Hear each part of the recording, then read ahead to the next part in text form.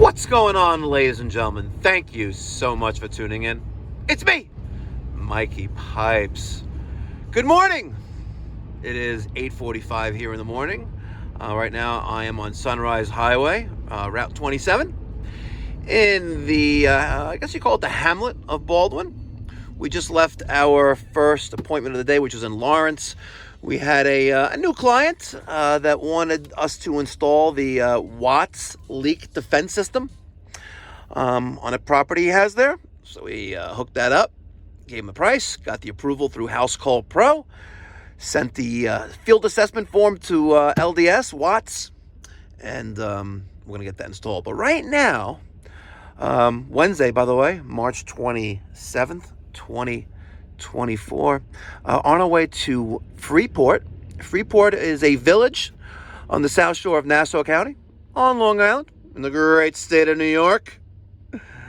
It's known for its diversity and, most importantly, the nautical mile. You have a ton of restaurants, and years ago you actually used to have the booze cruise. Now, it wasn't really a booze cruise like a little cruise ship. It was actually a casino. Years ago, about 20 years ago, maybe more. Yeah, damn, I'm dating myself. I'm aging myself, damn. Years ago, at the end of the nautical mile, there was a casino boat that used to go out of Freeport and took you into the international waters off the coast of Long Island. And you gambled there. The one time I did, I hit about $3,000 on the slot machine. It was crazy. It was nice. Anyway, we're going to a new client in Freeport. He's got a Systems 2000. Yeah, you don't see those too many. You don't see too many of those anymore around here. In my opinion, I think they're pieces of shit. But, oops, I'm sorry. I don't mean to curse. But he's got a gas-fired Systems 2000 boiler with some zoning issues. So let's go see what's going on, and let's take care of him. Give him the pipe doctor treatment, leaving no stone unturned.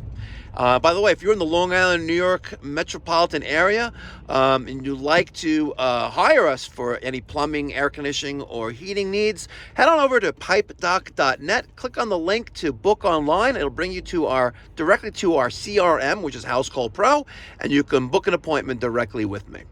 Keep in mind, we have a different trip charge for our direct area, coverage area. So if you're in Brooklyn, the Bronx, Westchester, out east in eastern Suffolk County, past Route 110, there is a different trip charge, so keep that in mind. All right, guys, let's get going.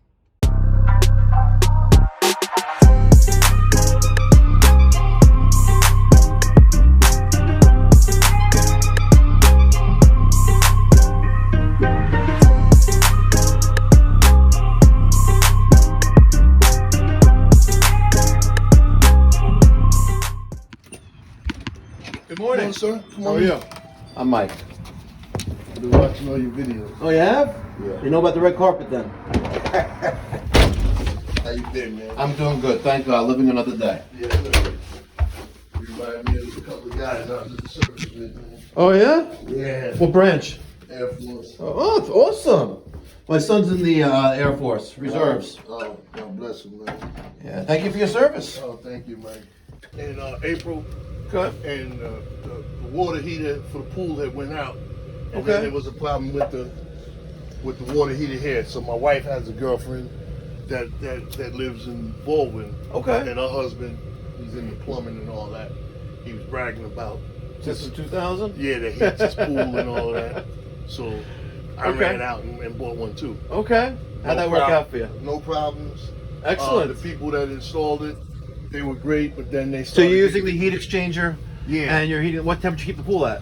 I keep it at 80, 85, but I'm from Brooklyn. My wife's from Queens. So she got family, I got family. It's been a big family feud because prior to us moving here, we lived in Baldwin, but we used to go to my aunt and uncle's house out in Coram. Okay. Exit 64. Yeah, it's far. So yeah, that's where everybody came. Yep. But we couldn't enjoy ourselves because we had family on my side that had Coney Island cars, meaning they could only get to Coney Island. When they get on the LIE, they broke down at exit 34, exit 33. So you spend all day going back to get them, and finally I said, You guys need to get in the church van. Beggars can't be Club steaks. choosers. Yeah. I mean, y'all spoiled. You know what I mean? So anyway, this is the second job for you. But what's going on here now? You have the heating issues with the zoning, right? Yeah. I turned this valve off right here. Okay. Because the thermostat is off upstairs. And it's still getting heat. Right. So Yeah. the last I had a contract with these guys for years, but I let it go. Okay. They're kind of expensive. Oh, they're like $600 a year, right? Something like that. Yeah. And plus, whenever they come out, they banging me in the head. You know, my plan is much cheaper. Right. So, but like I said, I hit your head softer though. I haven't had no problems. Thank God. Right. Until this came up. So the one tech that came, he said it was a valve or something that's not closing. That's letting the heat. Yeah, let me go in there real quick. Is this second floor? Yeah, I'm sorry. It's all right. So these little boxes, silver boxes. Work. He said all of those work. It's something that has. You also got a leak right there too, brother. Yeah. Well, I'm gonna get you to take care of that. You got. Ooh, hold on. Let me get some light up in there. Yeah.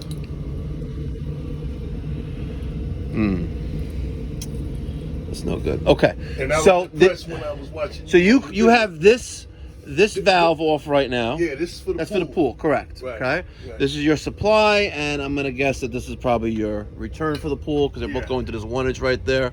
And you said you closed the valve. You pointed up here. Which valve did you close? That circle right there. That shuts. That one right there? Yeah, that closes it off from. I got it open now. Okay. Because when it was getting a little colder, we was just letting it. Because when you call for air on the What about first that floor, valve over there? That valve, you never touched that valve? No, that's for first So floor. if you close this valve, you stop the flow of heat to the second floor? Right, the radiators upstairs don't get no.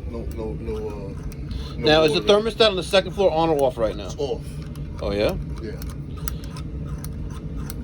You should see it on here where it's just calling for heat on Yeah. the first floor.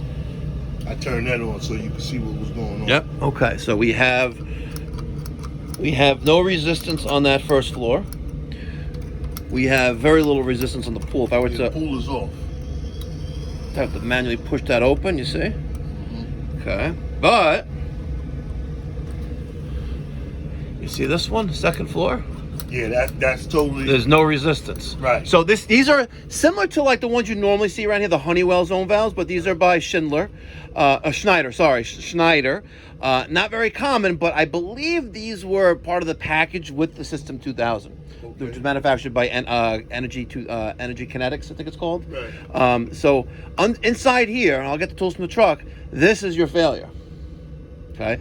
If it's getting power right now from these on these two wires, then it's obviously it's working properly. Then this is the problem. But let's see if this is actually getting power, because right now it's on. It's open. Right. So whenever now, all these is a glorified light switch. Okay. Or let's say it's a valve with a means to automatically open and close by means of power. Right. So imagine you had something on here to open and close it, which is what this is, right?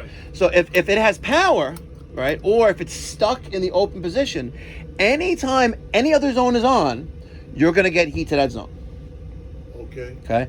Well, what you have here is called zoning with zone valves. Right. I don't like zoning with zone valves when I put a boiler in. I've never installed a boiler with zone valves, right? I've added zone valves to a boiler, right? But I've never installed them, only because when that one circulator dies, you lose heat everywhere. Okay. So, you have a problem with the zone valve? I'm going to get the tools from the truck, and we're going to figure this out. All right. So, there it is. The little zone valve.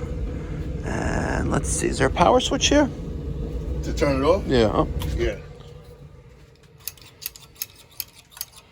No, so this still stays on. Oh. Yeah. All right, so.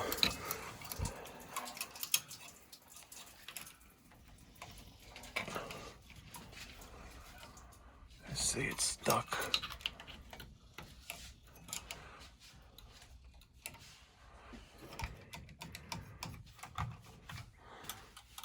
That's off. These Schneiders.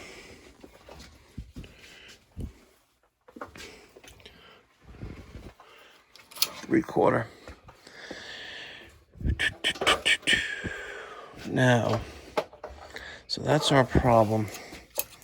zone valve.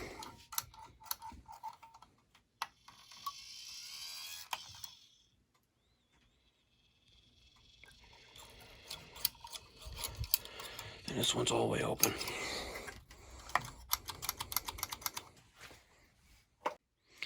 All right, pop the valve off and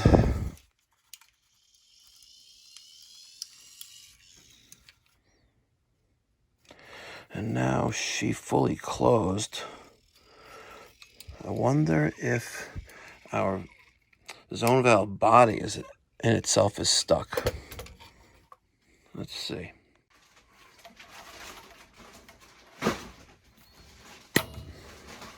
Sure does feel like it's stuck.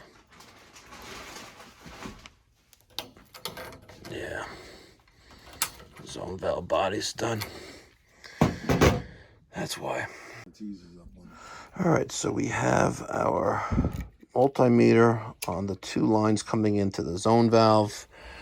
Let's turn on power to it, and let's try that again. Let's close that. A little bit of phantom voltage there. Okay, it's all gone. Let's turn that back on. So we got a quick little burst of voltage there. Let's turn that off one more time. Let's see what the min and max is of that voltage that comes in here. The second power is applied. Oh, so you get 24 volts for a split second. Let's get out of that. Okay. So right now you're at 3.4 volts, which is really nothing. We only have one active call, which is the first floor. Let's turn on the second floor thermostat.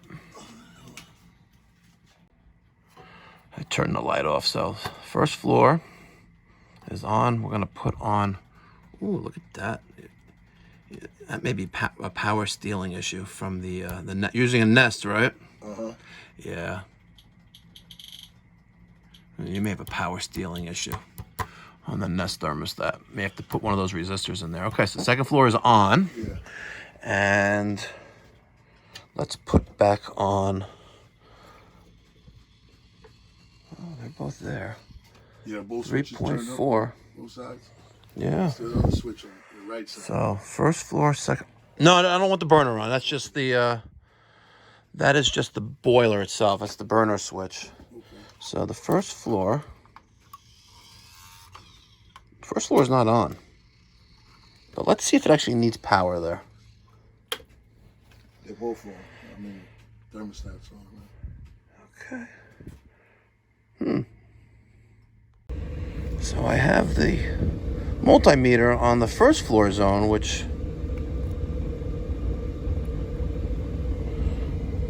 also not getting any voltage to operate the motor. This is interesting. So we have our 24 volt common there. And if we put it on zone 3, we get 26 volts. Put it on zone 2, 26 volts. Put it on zone 1, nothing. Zone 1 is off. Let's trace our wires back. These are all of our grounds. All right, so we had one here, one there. Interesting. All right, I thought I was losing my mind, but maybe I had something on the wrong connections. So we have 26 volts there, the active call. And let's check that one. And we also have 26 volts there. So let's turn off the first floor thermostat.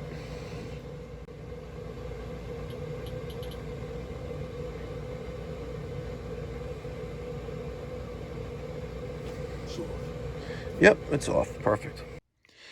So you have, I'm going to try to give you just a little bit of education. Right. Since you're somewhat mechanically inclined, you change heat exchangers on your pool, so I'll tell you what's going on here. Yeah. So you have these three little silver boxes that are electric valves. Right. Now, every time they are told to, a zone is told to heat, one of these valves for that zone gets 24 volts and powers a motor, which opens the valve. Okay. So there are two well, there's several different types of zone valves, but the ones we see here in the area, Long Island, the whole Northeast, is Honeywell. Honeywell makes a 4-wire zone valve. 2 wires are for incoming power, which are these 2. And the other 2 is once the motor gets power, it actually pushes open a lever and it says, hey, I'm open. And it tells the boiler to turn on. Right. You have what we call a 2-wire system that only gives the motor power. Right. And as long as it gets power, the zone will open. So unfortunately here, the body or the actual valve itself, which is a glorified version of one of these, right, has decided something it's seized up, and I can hardly turn this with a lot of pressure to get this to open or close manually. Right. And that's what ultimately did this in. So it's stuck in the open position. The motor can't open or close it anymore, and that's bad. So we need to replace the body. Normally, right? Very rare. This will be the second time this heating season, right? And heating season, this is the end of the heating season, right? This is the second time this heating season. I'm actually changing a whole body. Normally, the Honeywell little boxes, they die, right, and you replace the box, in and out. Like I could literally be in and out of here under an hour, right? But I have to drain down the boiler, right? Which means someone's gonna have to bleed radiators, if you may have to, right? And we got to sweat off this valve and put the new one on. Oh yeah. All right, let's close this valve. This is our boiler feed. We have 2 valves closed over there. This is the pool heat exchanger. We're going to leave those as is. Let's see. I guess if I drain from here, I can get rid of a lot of the pressure. The indirect is off this heat exchanger. So that's fine. We're good there. All right. And we're going to hold off on that for right now. All right. Of course.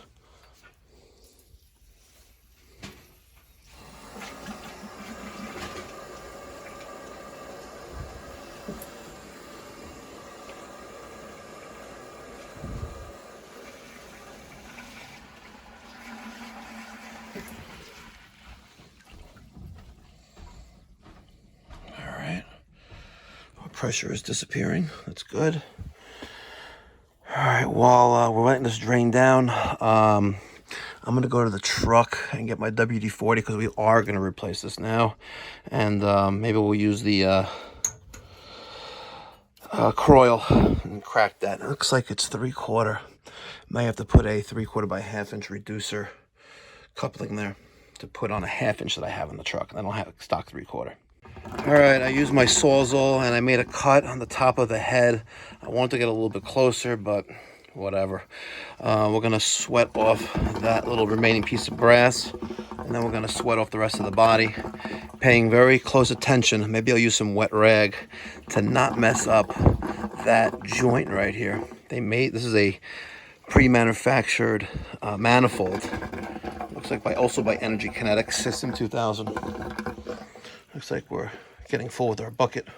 And my bucket brigade guy is not here. Oh, man. All right, I got the new expansion tank in place. X-Troll number 30. There that is.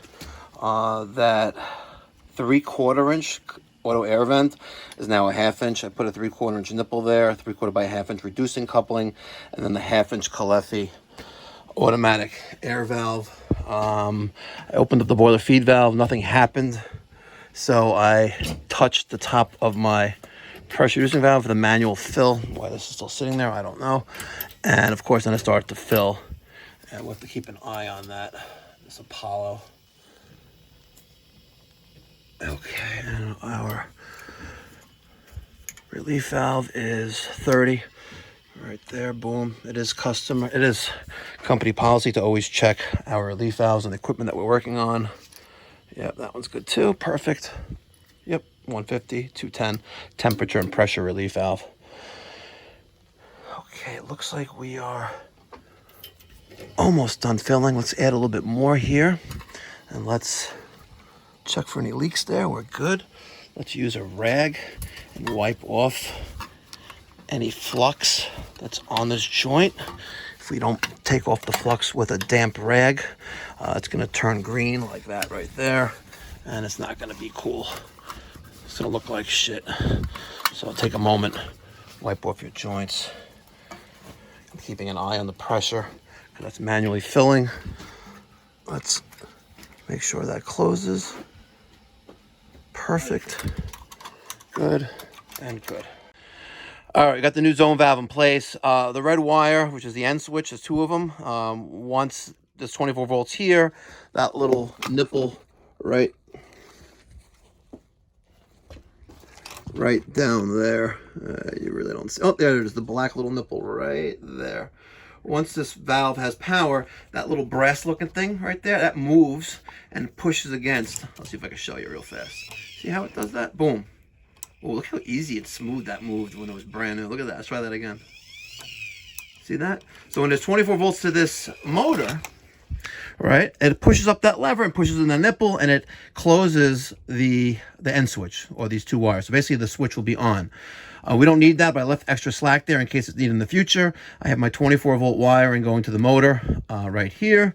Let's just turn it on. And if we watch carefully, you may be able to even see that thing move up.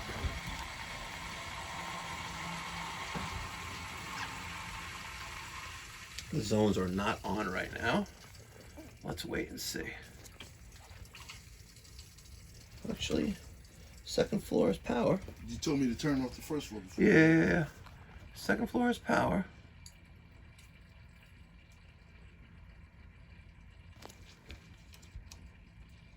You want the first floor turned back on? Then you had it off. You told me to turn it off. Yeah, not yet. I think there's a long delay here, actually.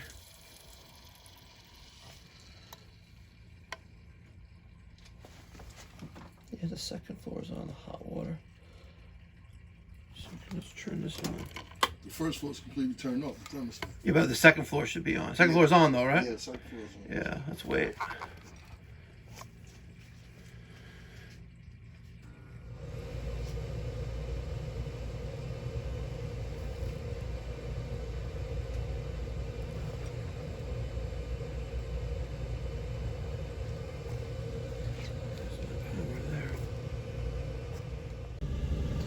That circulator for the indirect. We don't have 24 volts there. All right. Waiting for that to open.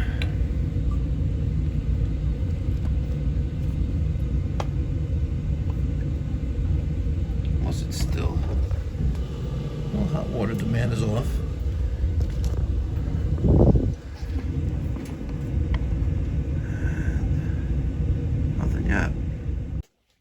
All right, turn the power off. Let's see, because it made temperature. It didn't open up the valve. Let's turn that back on. You have voltage for a split second, like you did before. And that second floor is it's lit up, but between ground and zone 2, I have no voltage. Let's turn on the first floor. And let's see if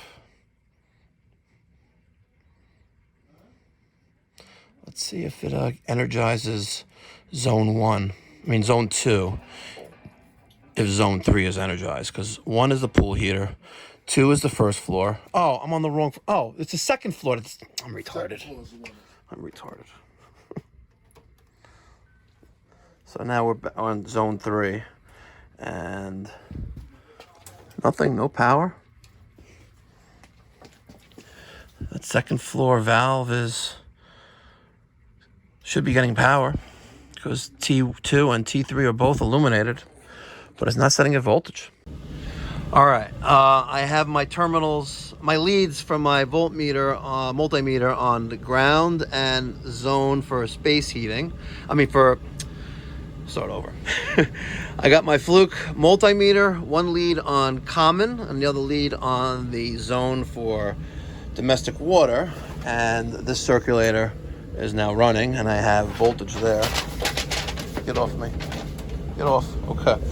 And if we take a look at our zone valve, okay, that switch is still closed or still open. See how the lever's right there? So we're gonna let this indirect get happy, or the storage tank get happy, because that's taking priority. And there is a very unusually long delay here. So we're gonna have to wait for that. And then we're gonna put these onto our zone 3. So if we put it on zone 2, we have nothing. And we put it on zone 3, we have also nothing, just phantom voltage. Even though those two thermostats are calling, the storage tank is taking priority right now. And we'll see what happens. You're not talking to the client, are you? No, yeah, all right. Now I'm talking to you. Right, but I'm just saying, when you make a lot of those videos, you just doing it for illustration, or? I'm doing it for training purposes. Oh, okay. Yeah, training purposes. You know, there's a lot of, I think, let's see something here. So now we just lost power there, right? I took the cover off, and we lost power to this zone valve. There's something very funky going on here. We had power before, and now we don't. See? That nipple's not engaged. All right, so I moved my probe to zone 2, which is our first floor. Let's put it back on zone 3. All right, so we have voltage there. We have no resistance, so the valve is open. All right, and let's take the cover off. All right, and you'll look closely right there. See that? It just turned off. You got a problem with this control. So for testing purposes, let's say this is power stealing, whatever it's doing. I removed 24 volts, which is, the hot and then the common wire from our motor, okay? I have that phantom 2 volts again there, and let's wait. It took about 2 minutes before it turned back on before. See, I have no resistance there, and this one is also getting no power. Let's see. I'll move this to zone 2. Okay, 25 volts. Back to zone 3, 25 volts. Okay, and let's see if it stays on.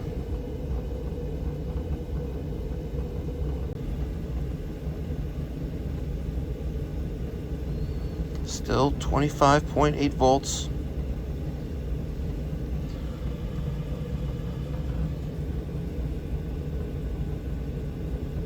Not connected. There it is, it just went out. 2.2 volts. So it's not a zone valve issue. We have a control issue. Do that, or? It should not. No. We'll call them, see if they'll take the call. Yeah. So here we are. We have 24 volts again, right across zone 3. We have no resistance on that valve, and within, there it goes, just died, just like that. See? So I don't know. We'll try reaching Systems 2000 on the phone, and see what they say. But manually, let's open this valve for now, and let's see if we get some hot water coming back.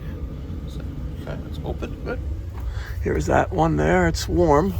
This is that first floor. That's hotter. Good. Okay. And the pool is still And off. that knob that I turned, that's open. That's open. Yeah, it's open. Yeah, so we're back to 0 again. Interesting. And if we wait, you're gonna see power there out of the blue. Watch this. Just so you see, nothing's touching anything here. I may have to edit out some parts where we're just waiting, but I want you to see that without any outside interference, we're gonna randomly get 24 volts again to zone 3, which is where our probes are hooked up to. And it's usually about 2 minutes, so. And I usually hear a click of the relay inside the System 2000 Energy Manager. Yep, there it is. There's that click. Just randomly turned on. And it had to do with that green circulator light. All right, let's wait and see. You know, it also could be normal. Yeah. It could be, you know, that it's trying to maintain a certain threshold temperature. That's possible. Right. And I guess you would never know unless we're actually testing power here. So like I said, you know, I never installed a System 2000 system before. I've taken them out before and put in different systems. And, you know, like I said, fortunately, you've had some good success with yours. Yeah. Haven't had any problems, so thank God. But in most cases, you know, it's not that way. So This was changed. yeah, see, look, and there it goes. So those two lights went out, and now we have no voltage. So I have a feeling that it's trying to maintain temperature, and it's probably normal operation. Right.